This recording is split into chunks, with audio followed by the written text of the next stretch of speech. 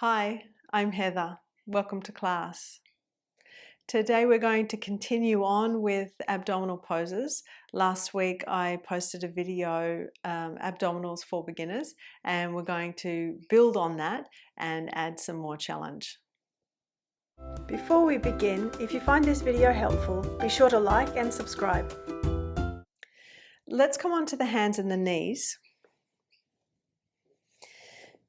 So if we set the wrists so they're vertically underneath the shoulders and the knees so they're vertically under the hips, and bring your spine into a neutral position. So we know most of us have got the capacity to drop into a concave spine or a convex spine. We're not doing that today. We're keeping the back straight. So feel your back, take your hand onto your back and make sure that your lumbar spine is not digging in, and certainly it's not rounding. So neutral spine, long and broad, and still you've got the breastbone lengthening forward. Tuck your toes and press into the toes and the balls of the feet so that you can lift your knees up off the floor. The shin bones are now parallel to the floor, and you're hovering. And as you're hovering, draw the navel to the back abdominal wall. So again, you're not collapsing the lower back in, which means your abdominals are not activated, and nor are you rounding the back terribly much. So you're keeping the back straight, engaging the abdominals, drawing the navel to the back abdominal wall. Then bend your knees. Let's have a moment of reprieve, and we'll come back into the downward facing hero pose, but you can rest the arms. So cross your forearms, rest your forehead on your forearms, relaxing the thighs and the abdominals as well as the arms and shoulders.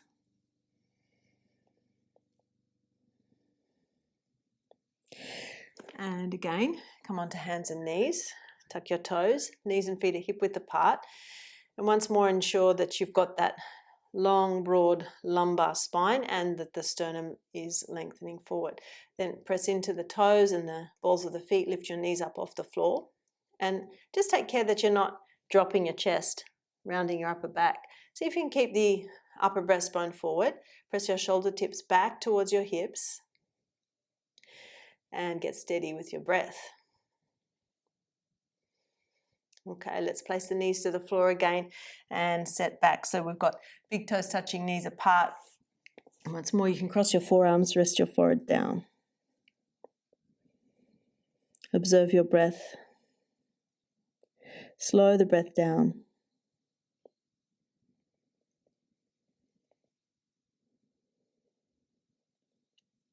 And then as you're ready, you can come to sit up. We're going to bring in a couple of yoga bricks, so let's get them into place. I have my yoga bricks. I've got them flat now on either sides of the thighs. I'm wanting to press down into the bricks so strongly that I can pick my knees up off the floor. So we're working on what we could call a progression to Lolasana. Lolasana is the pendant pose. It's an arm balance where we lift the shins and the feet up off the floor and we rock between the arms. We're not going to do the full pose today. We're doing this specifically to activate the abdominals. So as you press into the bricks, the arms will eventually straighten, but just have your feet together. We'll practice crossing one ankle over the other in a moment. So knees and feet are together. And as we do this, we need to round the back somewhat. So there'll be a doming of the back, a contraction of the abdominals and hip flexors as we intend to bring the knees up towards the chest. Inhale. Exhale, you drive the hands into the bricks, you press into the front feet and you pick your knees up towards your chest, and then you come back down again. And you pause. You could take a normal breath or two in between our repetitions. Inhale. Exhale as you press down into the bricks, push away from the floor so you can lift your chest, your back will dome, you round the back, pull the knees up to the chest and come back down again. It does require a very strong plantar flexion, meaning the front ankle and the front foot have to be long. If that's difficult, you could try doing it with the toes tucked under, but remember we're doing it to access the abdominal strength. So see if you can keep that in mind. Now let's go again. Inhale, exhale, push down into the floor, grip the abdominals, draw the knees up and back down again. Let's try with the right ankle crossing over the top of the left ankle. So this is coming more towards that classic presentation of Lolasana. But as I said, we're not going to lift the feet up off the floor today. We're working to do this specifically for abdominal awareness and engagement. Inhale. Exhale. Push into the hands, lift the knees up. The front of the feet are pressing into the floor and back down again. Swap the cross. Left ankle on top. And again, we press into the bricks. Inhale. Exhale. You push down into the bricks as if you want to push the floor away from you. Pick the knees up to the chest and come back down again. And let's rest in Ardha Mukha Virasana, downward facing hero pose. Relax the forehead down on your arms. So with the arms forward, you're keeping the chest long, front body long, relaxing the abdominals.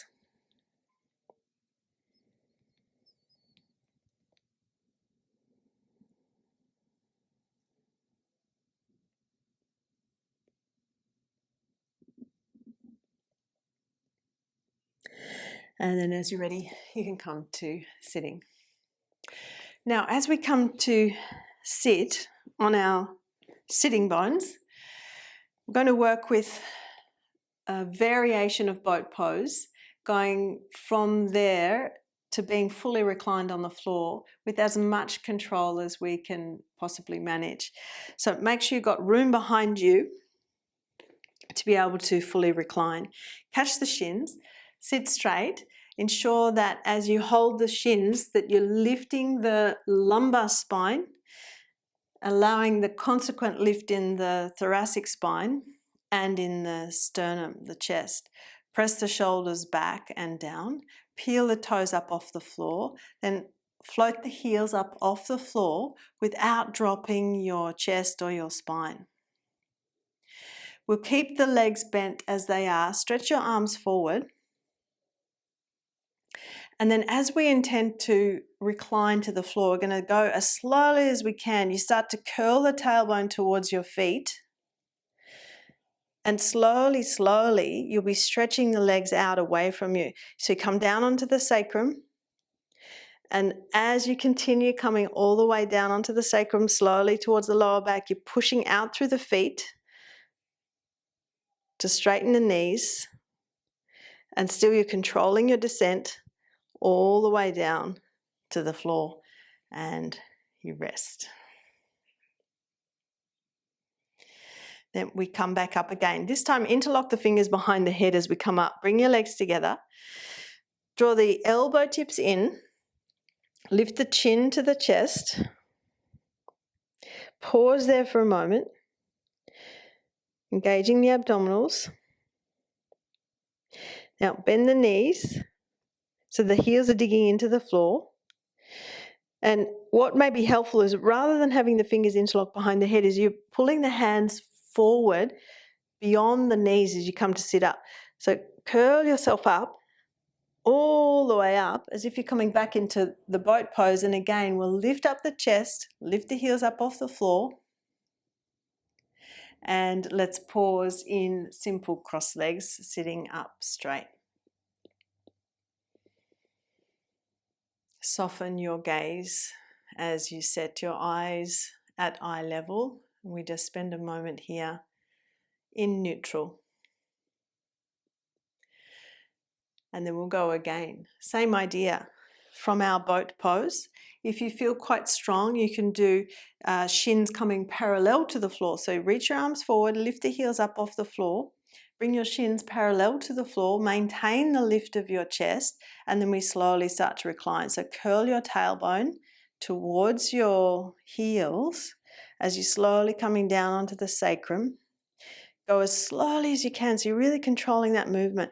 So you're still curling the tailbone under, come down onto the sacrum, through to the lumbar, and as you come onto the lumbar, you stretch the legs out. Press out through the inner feet, all the way down, and again, coming down to that final resting point. Notice if you were holding your breath while you were doing that. If you were, it's likely you'll come onto the floor and you'll feel a little bit puffed. So remember, we want to keep breathing all the time. Now again, interlock the fingers, take the opposite interlock there as you catch behind the head, roll the elbows in towards a shoulder width position, bring the inner legs together again, press the inner feet out, so the inner feet are pressing away from the groins, lift the head, so chin to chest, pause there as you're looking towards your feet. Then you can slide the heels in, reach your hands forward, past the knees. As you pick yourself up, can you bring yourself back into the replication of that first boat pose where you had your shins parallel to the floor? Chest is up, and then come with the opposite shin in front, simple cross legs. Sitting up straight. And again, find neutral. The eyes resting on one point.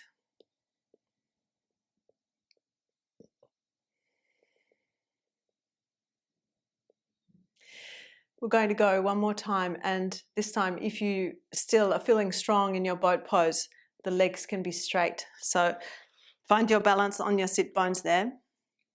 If you've got the capacity, legs up straight in your boat pose without dropping your chest. So maintain the lift in your lumbar spine, the lift in your chest, and then slowly we come down. So the legs are staying straight, you're curling the tailbone. If it's really difficult, go back with the bent leg position. The legs will slowly lower as the sacrum lowers, as the lumbar spine slowly comes down. Try and lower the torso and the legs at the same pace, and then come down and rest.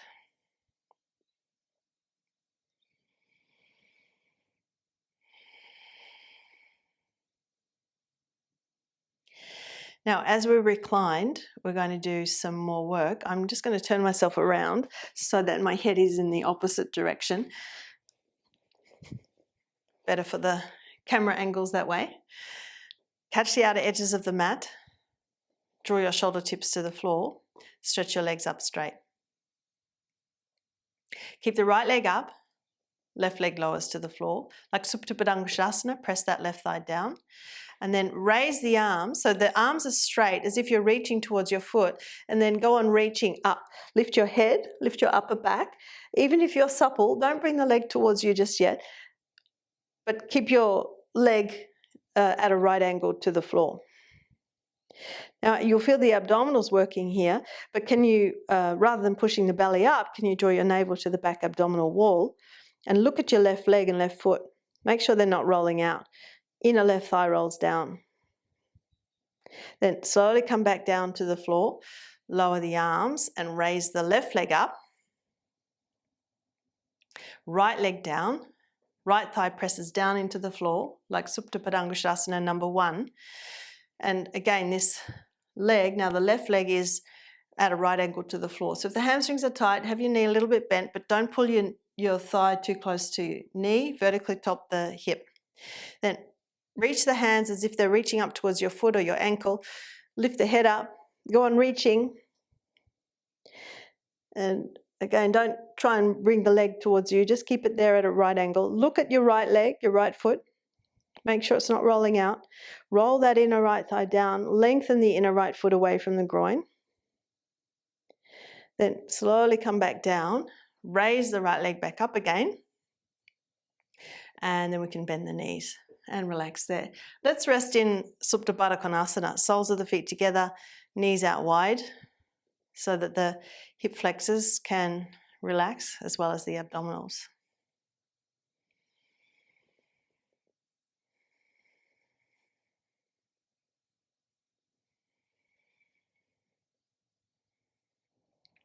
Bring the knees together again, catch the mat next to your hips, and let's work legs up again.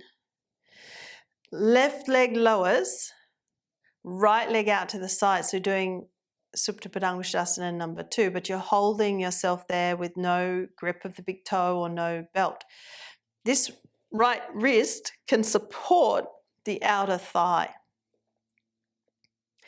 But work your left thigh down in counterbalance. Use your transverse abdominals, that the muscles deep within the sides of the abdomen, and then raise the leg up. Left leg comes up to meet the right leg, and then the right leg comes down to the floor, and the left leg goes out to the side. So if it's helpful, you can tuck that, maybe you even create a fist and tuck your wrist, your forearm, your fist underneath the outer left hip and thigh to offer support, but you've got to work your right thigh down and turn your navel away from the left leg. So these transverse abdominals on the right side are working. Then raise the leg up and take the right leg up to meet the left leg. We're going to repeat, but let's have a rest for a moment. Feet to the floor, relax.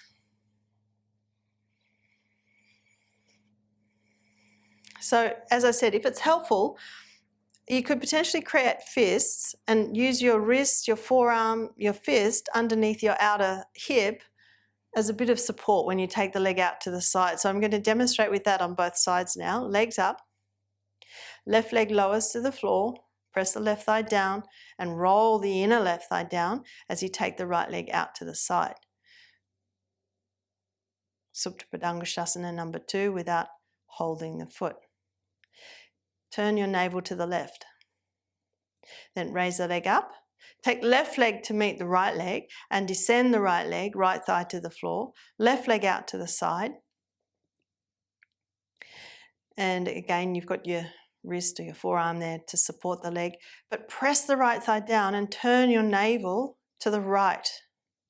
Keep both shoulder tips pinned to the floor. Then raise the left leg back up. Raise the right leg to meet the left leg. Stretch your arms overhead. So you can start with the thumbs touching. That gives you a sense of whether one arm's out too wide relative to the other, and then separate the hands so that they're shoulder width apart. You hold the legs there.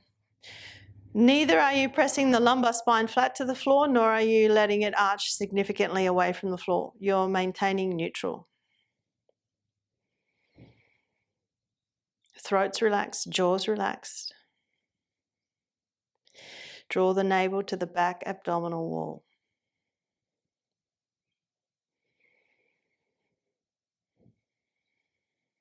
Then bend your knees. Baddha Konasana legs. Relax the arms by the sides of the body. Rest there.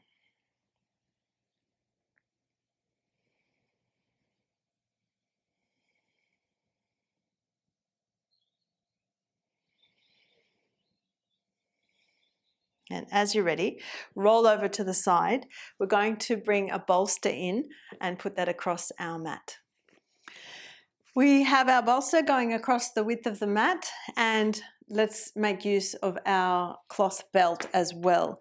We can lean back into the bolster. So initially I'm starting with my elbows, my forearms coming onto the bolster, so that when I lie back, my mid-back is coming onto the bolster, and then I can support myself with my abdominal strength. I'm wanting to use the belt now around the ball of the right foot, and I'm stretching that right leg straight, left leg along the floor. So I'm doing Supta Padangusthasana I, but this time with the height underneath me, I'm lifted up somewhat, and I'm going to see, can I bring shin to forehead, forehead to shin? Now, of course, this requires hamstring length, requires some cooperation here with your capacity to flex at the hip and keep the knee straight. But if you're really struggling, try with the knee bent. However, remember, this is for abdominals. That's why we're practicing it, not so much about the hamstring strength. So as you pull on the belt, have the elbows bent out to the sides. Use your abdominals. You'll contract the front body as you bring yourself closer to your leg and the leg closer to you. So again, abdominal work. You can ease off and come back in just as I did. You can draw away from the leg, draw the leg away from you, and again, come back in. Forehead to shin, shin to forehead. And you see how wide my elbows are. They're out wide, they're pulling slightly back so that my chest is broad. Breathe. The inner left thigh rolls down, the inner left foot presses away from the groin. And then let's release that right leg. If you're feeling you need a bit of a rest here, interlock the fingers behind the head. Stretch backwards over your bolster so the abdominals stretch and lengthen. It's quite a nice release after doing all the abdominals we've been doing. Then come back up and we'll take the belt around the left foot.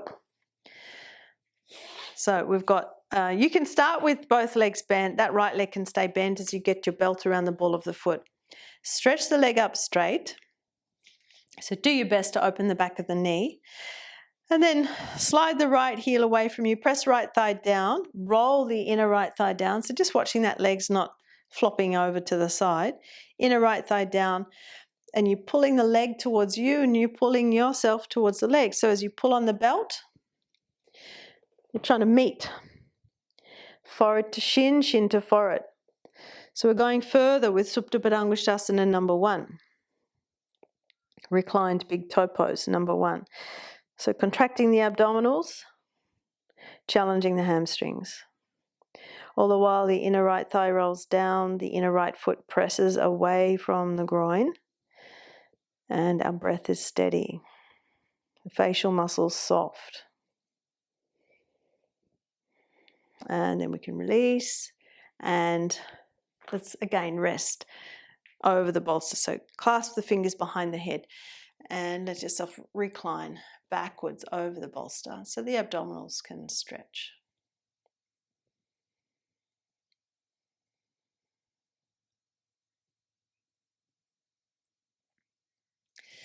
When you're ready, come to sit up and come off your bolster. We can use our bolster for the next pose, and then eventually we want to do away with the bolster. But let's just have it to the side as we lie back, and then we'll bring it underneath the pelvis. So lift your hips up, bolster underneath the pelvis. With the hamstring length we've just been working with, we're going to work to kick the legs overhead, feet towards the floor, not completely coming into the plough pose, but it's that idea. So you can hold the outer edges of the bolster, kick the legs up and over. If they don't reach the floor, that doesn't matter. You could potentially even work the feet towards the wall if working them towards the floor is difficult. But we're not trying to come right up on the tops of the shoulders. There's a flexion in the spine, so feet back to the floor. Remember, we're wanting to engage the abdominals. We're doing this for awareness of our abdominal strength. So as soon as you pick the feet up off the floor, you notice the abdominals have to engage. Knees and feet together. You kick the legs up and over. Feet towards the floor, and then control your descent. So this is where the abdominals come in. Can you control your descent? Pelvis back to the bolster. Bend your knees, feet to the floor. Just touch, tippy toes to the floor, and then pick them back up. Exhale as you kick over, and then come back down. See if you can come back down with the legs straight. Slowly, slowly, slowly. Pelvis to the bolster. You can bend the knees and feet, tippy toes just touching the floor. Knees come up. And if it's possible for you, legs straight. Kick yourself up and over. It's helpful to do that on the exhalation. And then if you can come back down, you're controlling that descent rather than crash landing into the bolster. And let's have a rest. Feet on the floor. Now, if that was really challenging and it's very difficult for you to control your movements, perhaps you stay with the bolster underneath you. But if you feel capable, we eliminate the bolster and we do from the floor. One thing to note here is the shoulders. If you're pressing the hands significantly into the floor to help yourself lift your hips and swing the legs over, it's likely the shoulder tips are going to lift up significantly, and that will impact on your neck. The muscles here may get strained. So really take care that you're not excessively working with your arm strength. It's abdominal strength. So we start with the legs bent. You can catch the outer edges of the mat, bring the knees and feet together. So we inhale, exhale, let's kick the legs up and over, feet towards the floor, or perhaps they even reach to a wall or to a bolster.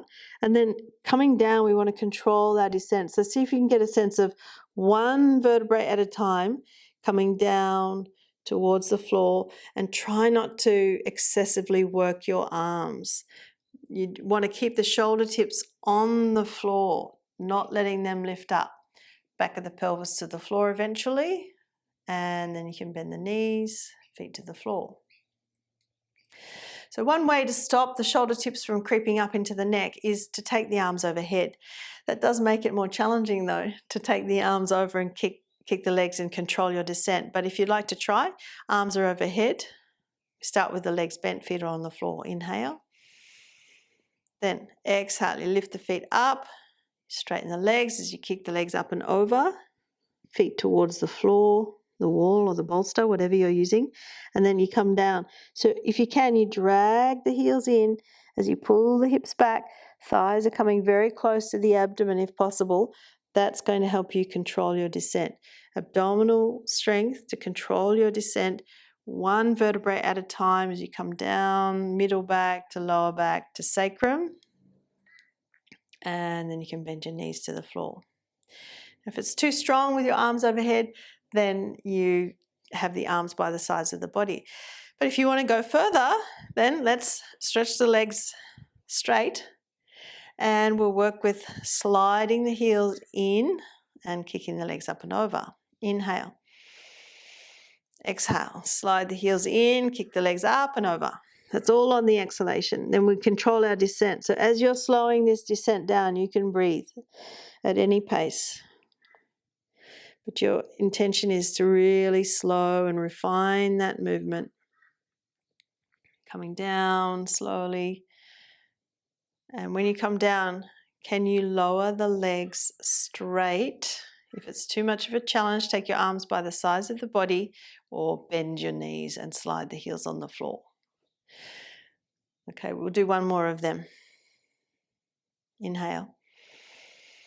Exhale, you can slide the heels in, pick the legs up, kick the legs over, and then we slowly come down. Slowly, one vertebrae at a time, all the way back to the floor. Just go as slowly as you can. Remember, you can always have the arms by the sides of the body if it's really strong. And then possibly you can keep the legs straight as you lower all the way, but try not to let the lower back excessively pull away from the floor as you're lowering the legs. And then you can relax, let go the arms, let go the legs.